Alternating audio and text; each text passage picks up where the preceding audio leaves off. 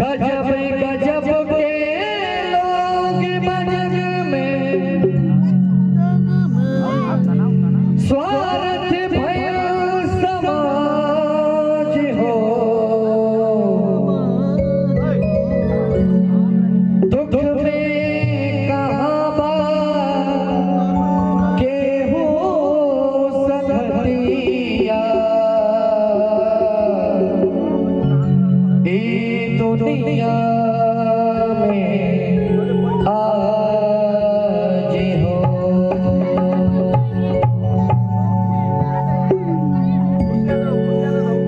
हित परित हिताई मिताई जात छोड़ देला। हित परित हिताई मिताई जात छोड़ देला। जब समय हो कमजोर, समय हो कमजोर तो हर कोई साथ छोड़ देला। जब समय हो कमजोर तो हर कोई साथ छोड़ देला। हित परित हिताई मिताई जात छोड़ देला। हित परित हिताई मिताई जात छोड़ देला। जब समय हो कमजोर, समय हो कमजोर हर कोई साथ छोड़ देला। समय हो कमजोर हर कोई साथ छोड़ देला।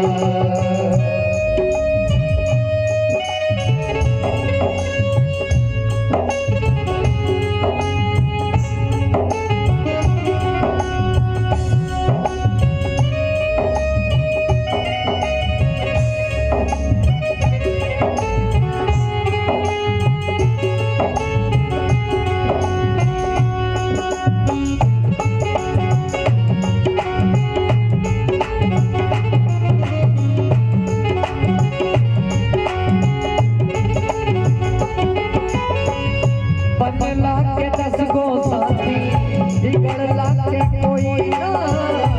आने बनैबा कैसे केहू तोहारे होई ना।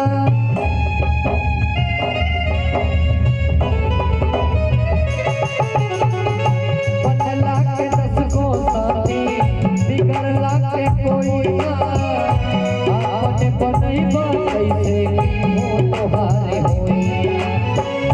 हाथ में हाथ से हाथ छोड़ देला।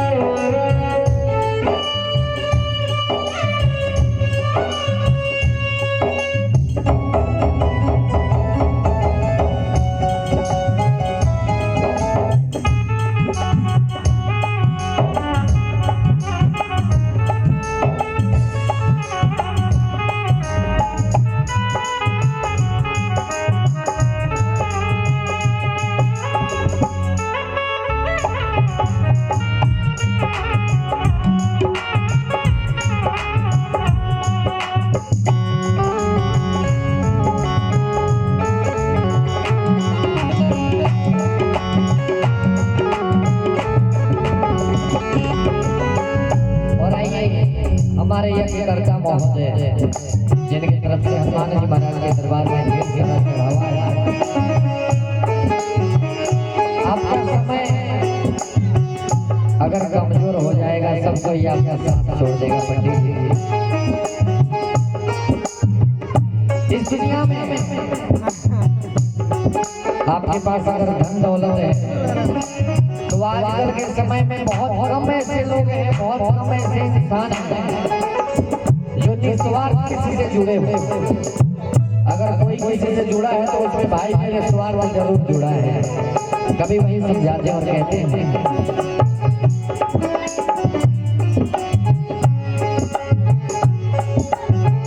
अखियाँ से लोर झरे नहीं पोछे वैया के बुना सहैया होला सितम के समैया।